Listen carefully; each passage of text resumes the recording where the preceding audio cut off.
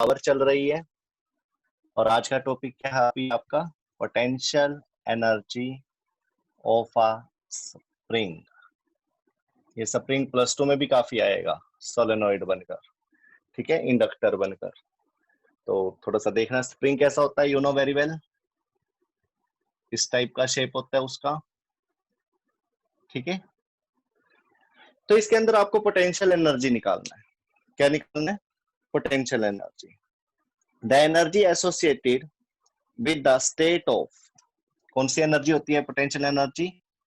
Potential energy of a spring is the energy associated with the energy associated with the state of compression, the state of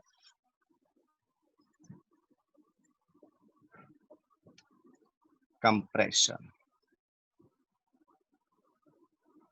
और expansion भी कह सकते हो साथ, spring को दबाने से या खींचने से, ठीक है। एक्सपेंशन का मतलब स्ट्रेच कर सकते हो, यहाँ पे स्ट्रेचिंग भी हो सकती है, स्ट्रेचिंग, ठीक है।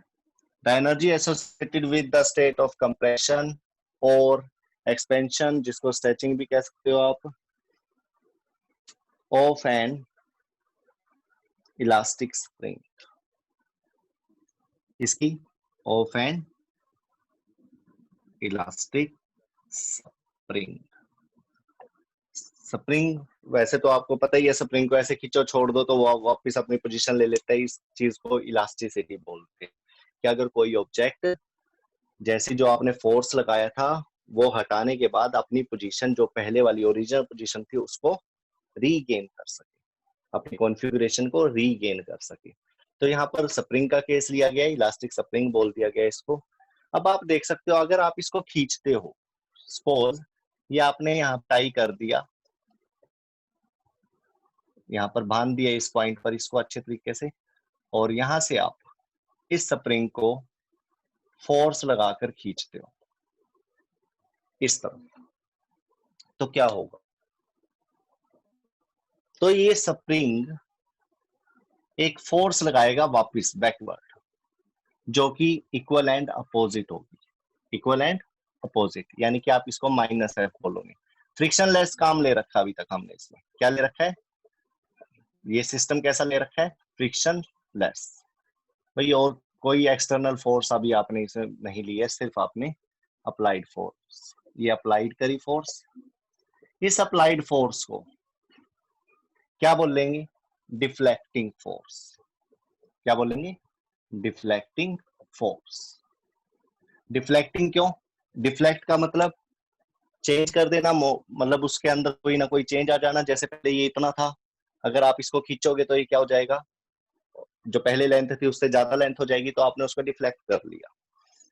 लेकिन जो ये फोर्स वापस लगेगी अपनी ओरिजिनल पोजीशन लेने के लिए, इसको बोलेंगे आप रेस्टोरिंग फोर्स। क्या बोलेंगे? रेस्टोरिंग फोर्स, ठीक है। जितनी डिफ्लेक्टिंग फोर्स होगी उतनी ही रेस्टोरिंग फोर्स होगी, न्यूटन थर्ड लॉ से। नंबर 1, मतलब आपने स्प्रिंग पे जो एक फोर्स लगाई उसको खींचा, तो स्प्रिंग भी एक फोर्स लगाता है वापसी की तरफ, उसको बोलते हैं पोटेंशियल एनर्जी, जो कि यहाँ पे दे दिया है। और ये किस टर्म में होंगी? रेस्टोरिंग फोर्स की टर्म में होंगी। ये एनर्जी किस टर्म में होंगी? रेस्टोरिंग फोर्स की टर्म में, ठीक है। ये आया आपको समझ में, डिफ्लेक्टिंग और रेस्टोरिंग का? ठीक है। इसके बाद इसी चीज को अब डेरिवेशन के लिए ले लेते हैं। किसके लिए ले लेते हैं? डेरिवेशन के लिए।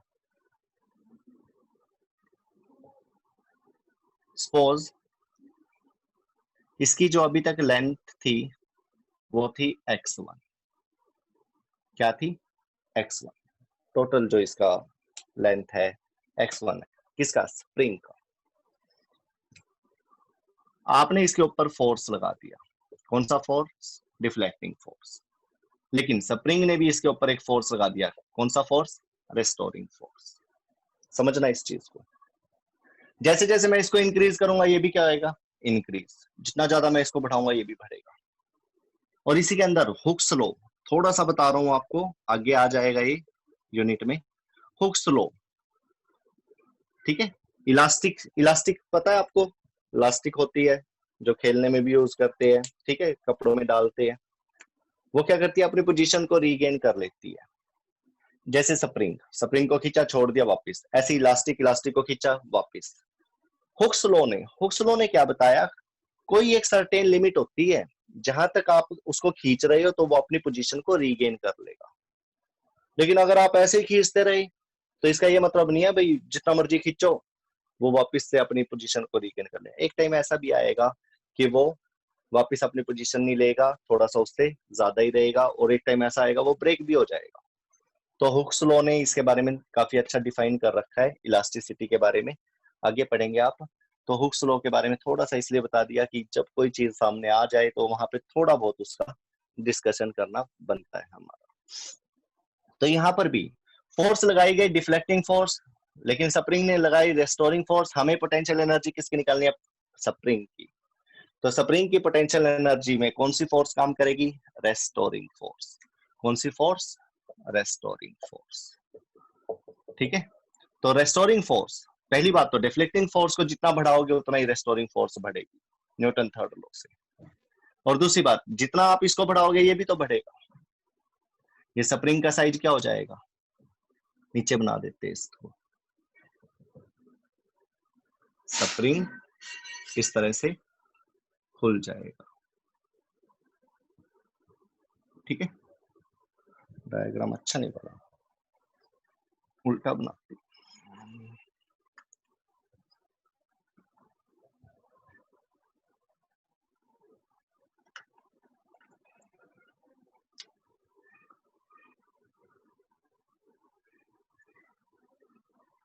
इस तरह से ये ऐसे फैल जाएगा। यहां तक उसकी कितना डिस्टेंस था, कितनी लेंथ थी, x1, लेकिन अब कितनी हो गई है, सपोज x2। तो ये चेंज कितना आया इसके अंदर, you can write here delta x is equal to x2 minus x1, या फिर आप x भी कह सकते हो, मर्जी आपकी है। बस आपको ये पता होना चाहिए पहले स्प्रिंग की लेंथ x1 थी, बाद में x2 हो गई है। कब, जब आपने डिफ्लेक्टिंग फोर्स लगाया। कब, जब आप पे रेस्टोरिंग फोर्स माइनस एफ मिला, तो उसका जो डिस्टेंस था, जो ये इंक्रीज हुआ है, ये डेल्टा एक्स, ये भी क्या होगा, इंक्रीज। तो यहां से आप देख सकते हो मैथमेटिकल एक्सप्रेशन करने जा रहे हैं अब हम इसका, पोटेंशियल एनर्जी को प्रूफ करेंगे, फार्मूला निकालेंगे। क्या समझे आप, इस फोर्स को लेकर वर्क करेंगे, इस डिस्टेंस को लेकर, लेंथ को लेकर। तो यहां से आप देख सकते हो minus F is directly proportional to X. X ले लो, इसको डेल्टा एक्स लिखने की जरूरत नहीं, एक्स का मतलब समझ रहे हो, x2 माइनस x1, सीधा सिंपल। मैं बुक में भी ऐसे ही है, डेल्टा एक्स बाद में लगा लेना, पता होना चाहिए एक्स का मतलब क्या है। जैसे आप टी नहीं लगा लेते, एक्सलेरेशन निकालते हो v minus you upon T, T क्या है यहाँ पे, ये क्या है ऊपर, सही मायनों में ये डेल्टा v और ये डेल्टा टी होता है। डेल्टा टी कैसे निकालते हो, T2 माइनस T1 करके। v डेल्टा v कैसे निकालते हो, final velocity minus initial velocity करके। तो इन टर्म में ज्यादा परेशान मत होना, मैंने डेल्टा वैसे ही खत्म करा, जब मेरा एक्स से काम चल रहा है तो मैं क्यों यूज करूं, ठीक है। माइनस एफ, प्रोपोर्शन का साइन हटाया, क्या आ गया, कांस्टेंट, प्रोपोर्शनैलिटी कांस्टेंट इनटू में के एक्स। दिस के इज स्प्रिंग कांस्टेंट। क्या होता है ये, स्प्रिंग कांस्टेंट। और मटेरियल के ऊपर किस टाइप का ये स्प्रिंग है उसके ऊपर डिपेंड करता है। यूनिट क्या होंगे इसके, F upon X, K is equal to क्या हो जाएगा, एफ अपॉन एक्स।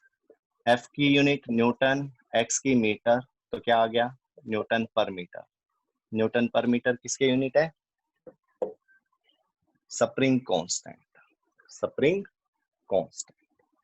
तो ये आ गई एफ की value, minus F is equal to K X in terms of spring. और आपको पता है पोटेंशियल एनर्जी, काइनेटिक एनर्जी, ठीक है, आप इसमें क्या निकालते हो, वर्क निकालते हो। क्या निकालते हो, वर्क। वर्क को ही बोलते हो ना फिर, पोटेंशियल एनर्जी की टर्म में था ये kinetic energy. You know very well, यहाँ पे यू नो मत लिखना, वी नो लिखना।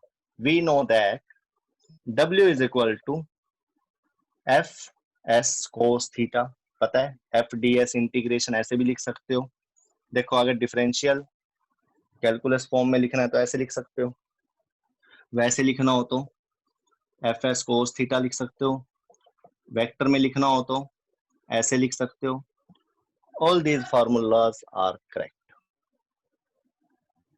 ठीक है, ये चीज आपको पहले से पता थी, 9th क्लास में भी ये +1 में बताई गई। डॉट प्रोडक्ट स्केलर प्रोडक्ट होता है, ये स्केलर क्वांटिटी होती है, डब्ल्यू वेक्टर नहीं होता, स्केलर होता है। इसी तरह से इस डब्ल्यू को अगर स्मॉल स्मॉल पार्ट ले लिया जाए तो, कि मैंने इस स्प्रिंग को खींच के तो मैं काफी दूर लेके जा सकता था, लेकिन मैंने इसका थोड़ा सा पार्ट ले लिया, क्या, डेल्टा एक्स। ठीक है, थोड़ा सा वर्क डन ले लिया डी डब्ल्यू, ताकि बाद में मैं उसको इंटीग्रेशन करके क्या कर सकूं, फुल लेंथ के लिए वर्क डन निकाल सकूं। तो यहां पर भी यही चीज अप्लाई करेंगे, आप यहां पर भी यही चीज अप्लाई करनी है। तो small amount of work done के लिए थोड़ा सा पार्ट ले लिया, पहले स्प्रिंग ये था, थोड़ा सा इसको खींचा, थोड़ा सा इसमें चेंज आ गया, x1 से x1 जस्ट x1 प्लस हो गया, तो थोड़ा सा लेंथ बढ़ी उसकी, कितनी, dx, थोड़ी सी लेंथ बढ़ी dx। फोर्स कितनी लगाई, -f,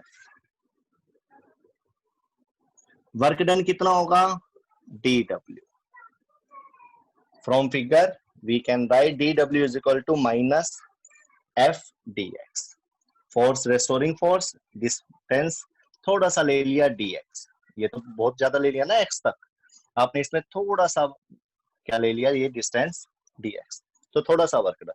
लेकिन मेरे को तो पूरा चाहिए x1 से x2 तक करने में, x1 से x2 करने में, तो लिमिट बनाइए, अब इसकी इंटीग्रेशन कर दीजिए। क्या कर दीजिए, इंटीग्रेशन, कहां से कहां तक, 0 से w। dx का कहां से कहां तक करोगे, x1 से x2 करेंगे, x1 से x2 भी कर सकते हो, नहीं तो टोटल x था ये, तो पहले क्या था, लेंथ इंक्रीज, कुछ भी नहीं था, 0 था, बाद में कितना लेंथ हो गया x, you know very well x क्या है यहाँ पे, x2 - x1, बाद में भी लगा सकते हो, या तो x1 से x2 लगा लो या 0 to x लगा लो, बात वही है, x की जगह पे x2 - x1 रख के आप इस कंडीशन में भी आंसर ले सकते हो।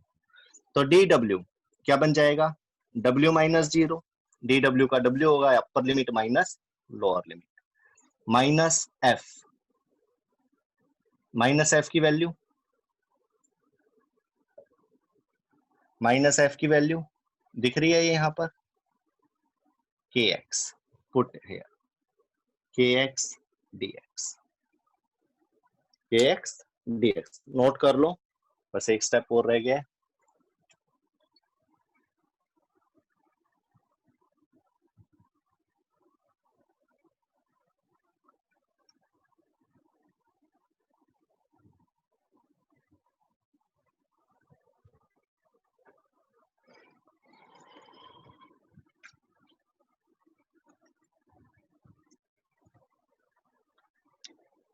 W is equal to -f की जगह पर kx रखा आपने, k बाहर आ जाएगा, 0 to x x dx, k बाहर, x का इंटीग्रेशन, x की पावर कितनी है, +1, इंटीग्रेशन करेंगे तो क्या हो जाएगा, इस +1 में एक और +1 हो जाएगा, और यही चीज नीचे लिख दी जाएगी, और लिमिट क्या है, 0 to x। तो W is equal to k x² by 2, यानी कि हाफ k x², ये आ जाएगा। This is the formula for calculating the potential energy in a spring या ऑफ अ स्प्रिंग। ठीक है, x की जगह पर क्या रख सकते हो आप, x2 - x1, तो यहां से आपका फार्मूला क्या बन सकता है, यही था ना, इसको कैसे लिख सकते हो, W is equal to half k x2² minus half k x1²। इसके ऊपर न्यूमेरिकल पीडीएफ में भेज दिए गए हैं, आप पीडीएफ को देखकर इसके न्यूमेरिकल कर सकते हो। ठीक है, अगर ना समझ में आए तो आप मेरे पास व्हाट्सएप कर देना। सिंपल फार्मूला, 2 न्यूमेरिकल भेजे इसके, पीडीएफ में देख लेना, पूरे चैप्टर की पीडीएफ बनाकर भेजिए। तो ये वर्क डन निकल गया। चलो अब लेते हैं इसके ग्राफ। क्या लेंगे अब इसके graph.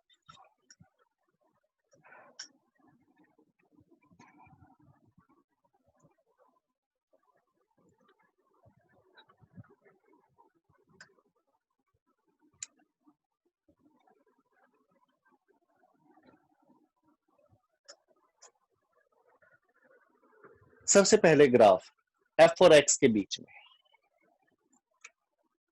Graph between f and x कैसा होगा? जैसे जैसे फोर्स बढ़ाएंगे x की वैल्यू क्या होगी? इंक्रीज होगी। तो ग्राफ कैसा आएगा? Straight inclined line. कैसा आएगा? Straight inclined line. कोई डाउट इसमें? नहीं। चलो पोटेंशियल एनर्जी के लिए करते हैं। किसके लिए? पोटेंशियल एनर्जी के लिए। x की वैल्यू, ये ओरिजिन ले लो, ये y एक्सिस ले लो, y एक्सिस पर पोटेंशियल एनर्जी ले लीजिए। क्या था पोटेंशियल एनर्जी का फार्मूला? क्या आया था आपके पास? हाफ के एक्स स्क्वायर। यही था। ये किसकी इक्वेशन होती है? आपको मैं एक बात बता दूं कि अगर वेरिएबल है, दो वेरिएबल है, जैसे एक्स और वाई होते हैं, ठीक है, दिख रहा है ये आपको? एक की पावर 1 है, एक की पावर 2 है, इधर 1 है, इधर 2 है, मतलब दो वेरिएबल थे एक्स और वाई, कोई भी वैल्यू होती है एक्स और वाई की, लेकिन उसमें से एक की पावर 1 है और एक की पावर अगर 2 है, तो ये पैराबोलिक पाथ को शो करते हैं।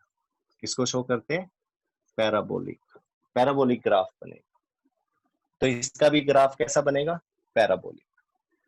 यानी कि अगर x की वैल्यू आप पॉजिटिव पॉजिटिव पॉजिटिव लेते चले जाते हो, जैसे 0 के बाद +1 +2 +3 +4, तो इसका ग्राफ बनेगा, पोटेंशियल एनर्जी क्या होती जाएगी?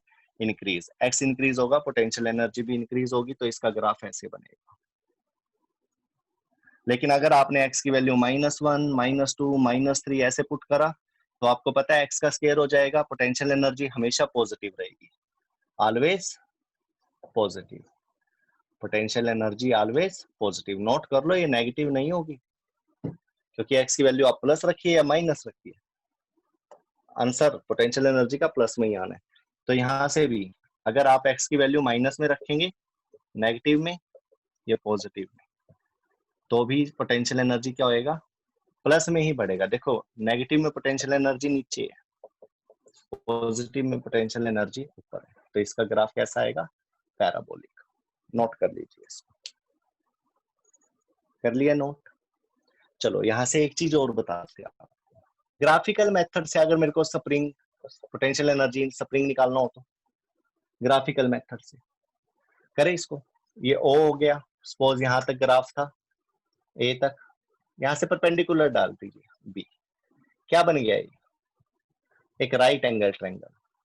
F और X, इसका एरिया ले लीजिए। क्या ले लीजिए? Area of FX graph. ये चीजें मैंने आपको सिखाई थी, स्लोप और एरिया लेना। देखते हैं एरिया में क्या होता है, ये दोनों मल्टीप्लाई होते हैं, है ना? और स्लोप में क्या होता है? दिस अपॉन दिस हो जाएगा। अगर मैं इसका स्लोप लूं तो क्या हो जाएगा? स्प्रिंग कांस्टेंट की वैल्यू देगा, क्योंकि मेरे पास आएगा F/x, और ये किसकी वैल्यू होती है? स्प्रिंग कांस्टेंट की। लेकिन अगर मैंने इनको मल्टीप्लाई कर दिया, तो ये होगा एरिया, ये मैं स्लोप से ले सकता हूँ और ये मैं एरिया से। और F/x क्या होता है? फोर्स इंटू वर्क डन, यानी कि पोटेंशियल एनर्जी देगा। तो by taking area we can calculate the potential energy of spring in FX graph. लेकिन ये प्रूव करते हैं। Area of FX graph, triangle बनी, तो आपको लेना पड़ेगा area of right angle triangle OAB। क्या होगा? 1/2 perpendicular base, perpendicular into base. Perpendicular की वैल्यू क्या है? F, और बेस कितना है? X। यही है, ठीक है। 1/2 F की वैल्यू KX और ये क्या है x, क्या आ गई हाफ के एक्स स्क्वायर। तो यहां से भी वैल्यू निकल जाएगी, ठीक है, इसकी पोटेंशियल एनर्जी इन ना सप्लाई। तो यहां से भी प्रूफ हो जाता है। एनी डाउट, एनी प्रॉब्लम, कोई प्रॉब्लम यहां तक? चलो नेक्स्ट करते हैं। पोटेंशियल एनर्जी स्प्रिंग निकालने के बाद नेक्स्ट टॉपिक आपका कंजर्वेशन ऑफ मैकेनिकल एनर्जी। था तो ये 9th क्लास में भी टॉपिक, लेकिन उसमें प्रूफ पता नहीं मेरे को मैंने करवाया था कि नहीं आपको, लेकिन अब करेंगे तो थोड़ा सा ज्यादा बेटर रहेगा। उसके बाद कोलिजन, इलास्टिक और इन इलास्टिक कोलिजन चलेगा, काफी इंपॉर्टेंट। प्लस वन में एक नई चीज आपके लिए।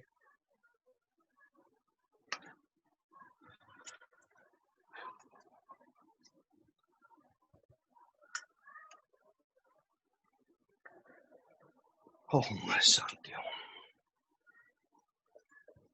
Conservation of mechanical energy. Mechanical energy क्या होती है?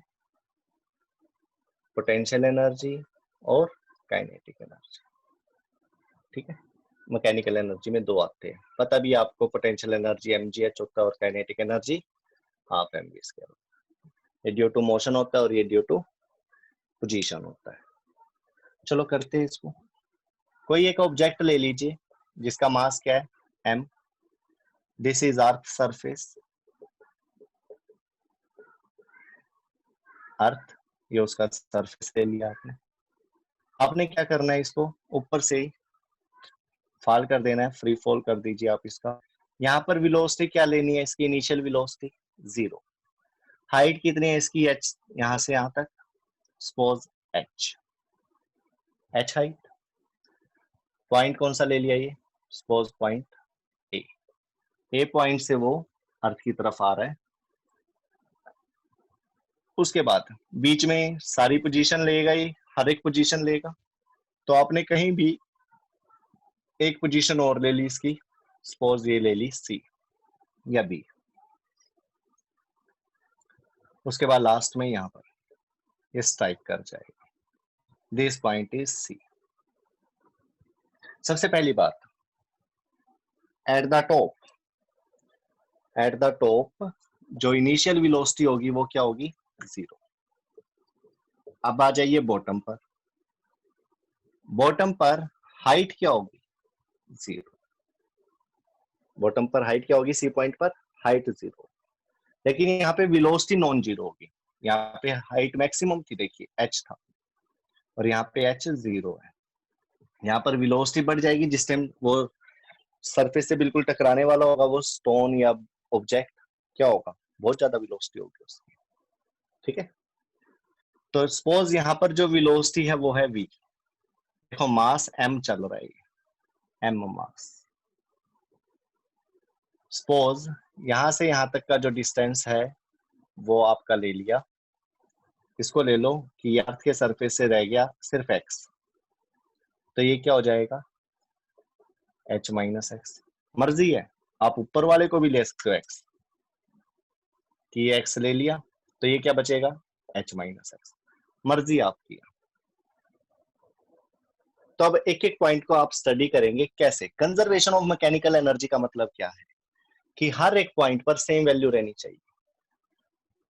सबसे पहली बात, जो टॉप होगा वहां पे पोटेंशियल एनर्जी मैक्सिमम होगा, क्या होगा, मैक्सिमम।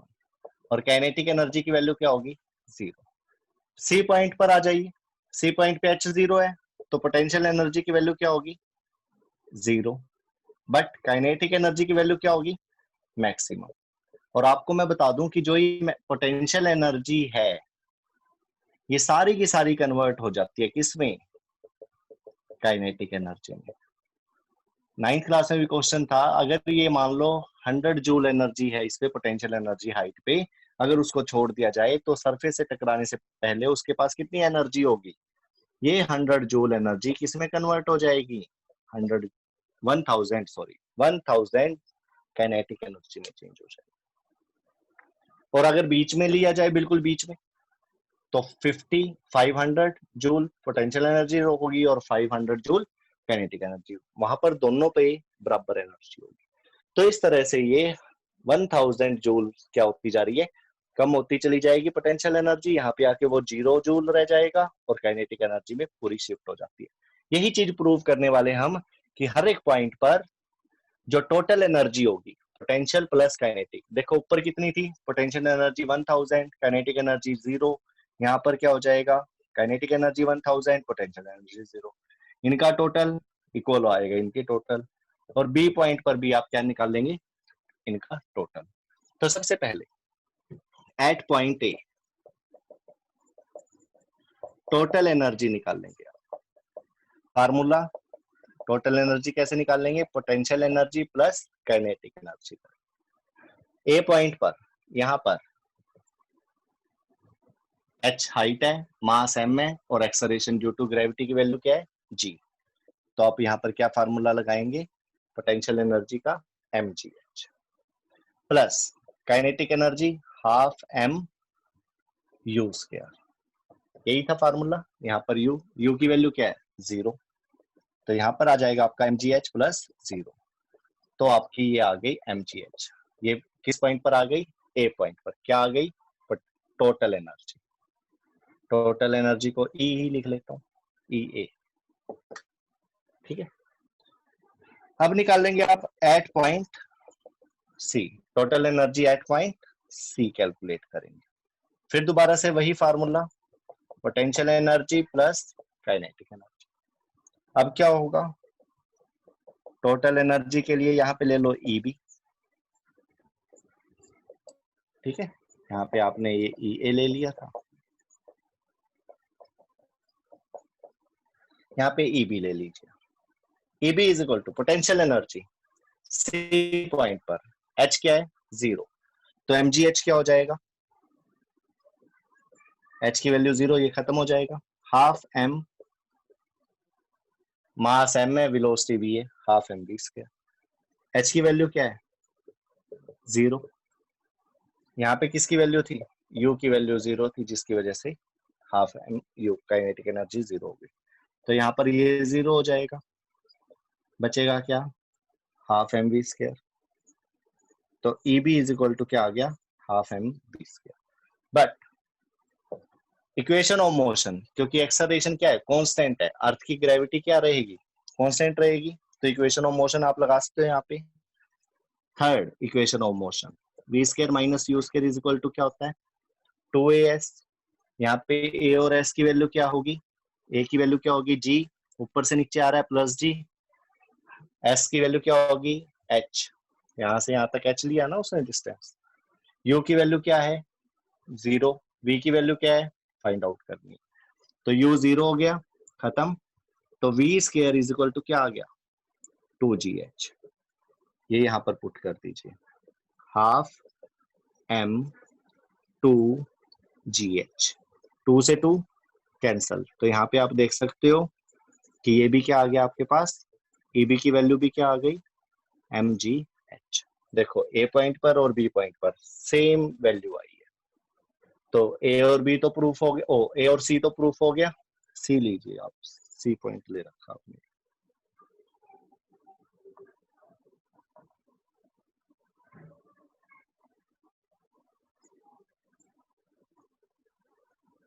तो ए और सी के लिए ये प्रूफ हो गया। अब कौन सा पॉइंट बचा हमारे पास, पॉइंट बी, तो बी के लिए करेंगे।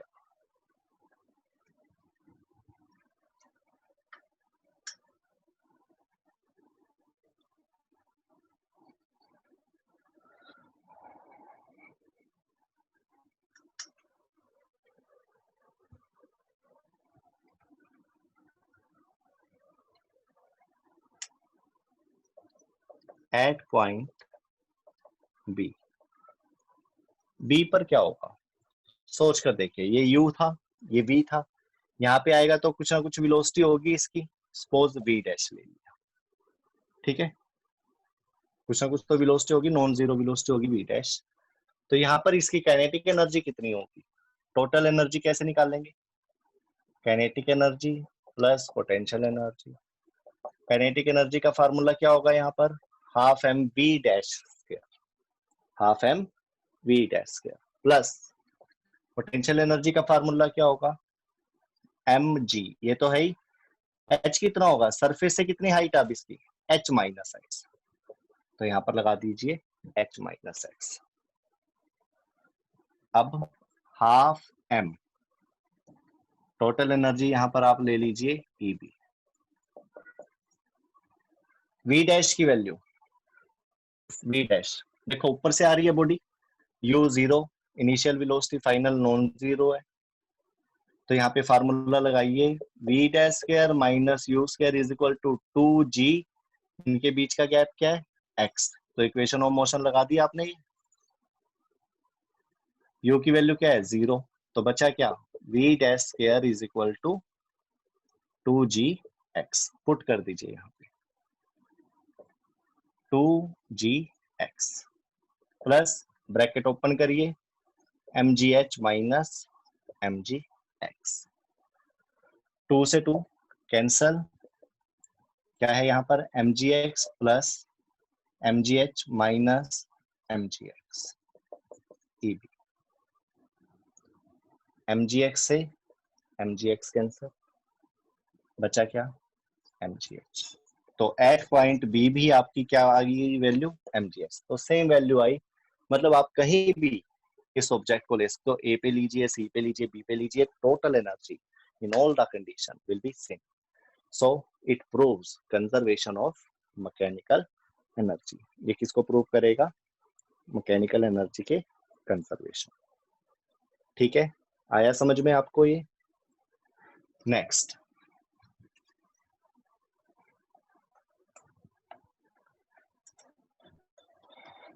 Elastic collision.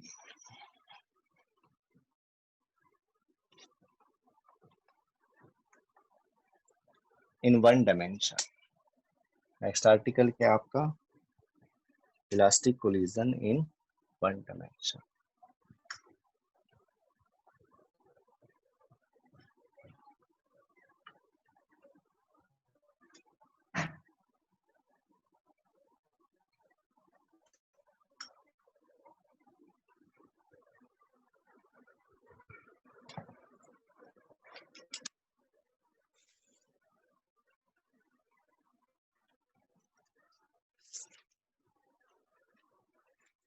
तो elastic collision in one dimension में क्या पढ़ेंगे सबसे पहले आप,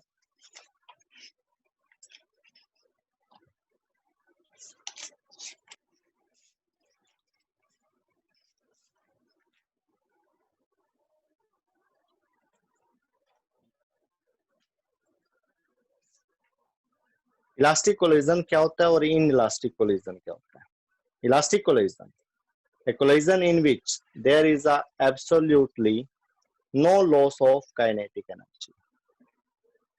इलास्टिक कोलिजन में क्या होगा, no loss of kinetic energy. चलो पढ़ते हैं इसको।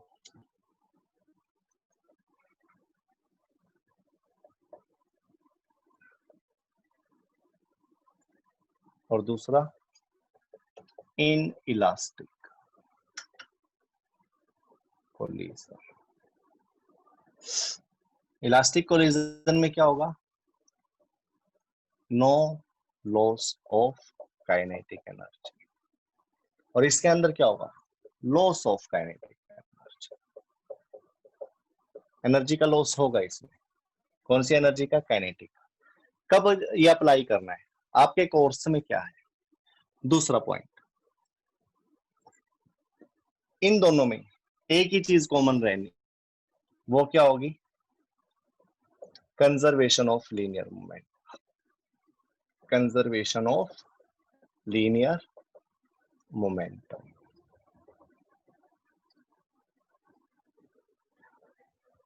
ठीक है, चलो डायग्राम से समझते हैं इसको।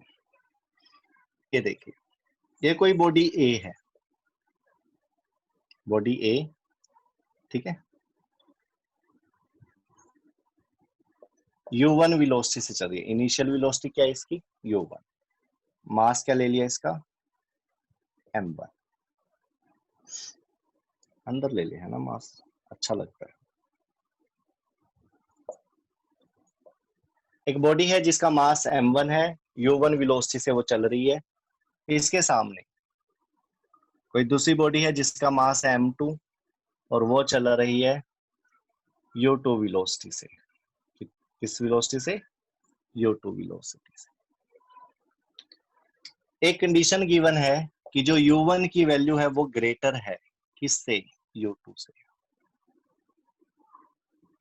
यानी कि initial velocity of object A is greater than initial velocity of object B।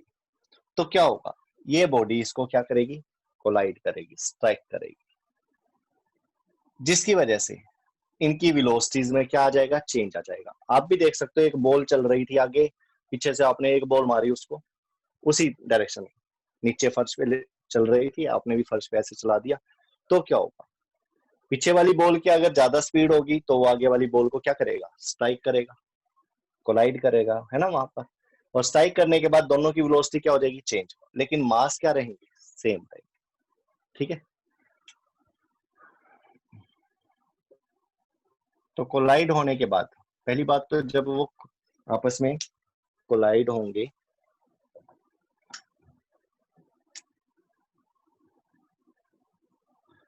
तो वो एक पल के लिए क्या होंगे? आपस में अटैच हो जाएंगे। ठीक है, एक पल के लिए आपस में अटैच हो जाएंगे। ठीक है, और जैसे ही वो अटैच होंगे तो उनकी शेप में थोड़ा सा फर्क भी आएगा। इलास्टिक है ना, इलास्टिक बॉडी होंगी तभी इलास्टिक कोलिजन होगा। ठीक है, लेकिन वहां पर जो वो टक्कर लगेगी तो उनको पता भी नहीं लगेगा कि उनकी क्या हुई है? स्ट्राइक हुई है। जैसे कोई भी सॉफ्ट चीज आपको जितनी मर्जी तेज मार दो आपको पता ही नहीं लगता। वैसे ही यहाँ पर हालांकि थोड़ा बहुत पड़ता है फर्क, लेकिन यहाँ पर perfectly elastic body, perfectly elastic collision की बात हो रही है कि M1 ने M2 को क्या करा?